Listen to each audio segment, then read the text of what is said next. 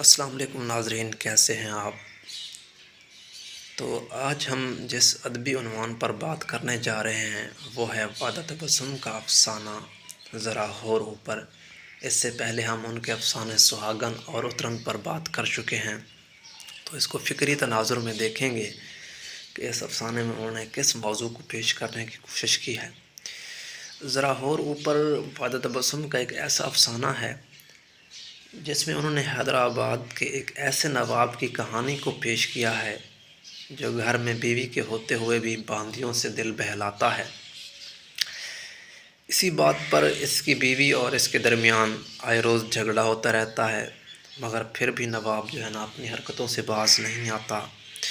شوہر کی ان حرکتوں سے آخرکار تنگ آ کر اس کی بیوی جو ہے نا وہ گھر کے جو ملازمین ہیں ان کے ساتھ جسمانی تعلقات قائم کر کے لطف اٹھانے لگتی ہے۔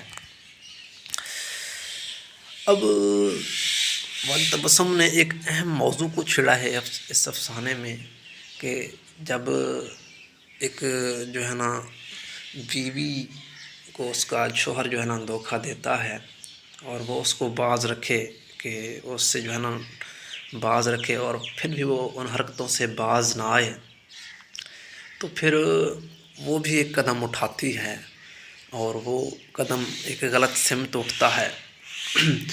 اس افسانے میں بھی عورت کی نفسیات کو پیش کیا گیا ہے کہ اگر مرد عورت کو اگنور کرے تو بدلے کی آگ میں وہ بھی اپنے لطف جو ہے نا لطف پانے کے لیے کوئی الگ راستہ اختیار کر لیتی ہے، جس طرح اس کردار نے جو ہے نا اپنے گھر کے ملازمین کے ساتھ تعلقات قائم کرنا شروع کیے۔ تو بیسیکلی انہوں نے عورت کی نفسیات کو بیان کیا ہے، عورت کی نفسیات کہ وہ مرد کو ایک کام سے جو ہے نا وہ باز رکھنے کو کہتی ہے، مگر جب وہ اس سے جو ہے نا باز نہیں آتا پھر وہ خود اسی کام میں جو ہے نا خود الجھ جاتی ہے۔ تو عورت کی نفسیات ہے جس کو جو ہے نا وحدت تبسم نے ایک شفاف انداز میں پیش کرنے کی کوشش کی ہے۔ امید ہے کہ آپ کو اس کے موضوع کی جو ہے نا وہ سمجھ آ گئی ہوگی۔ تو تب تک کے لیے اللہ حافظ۔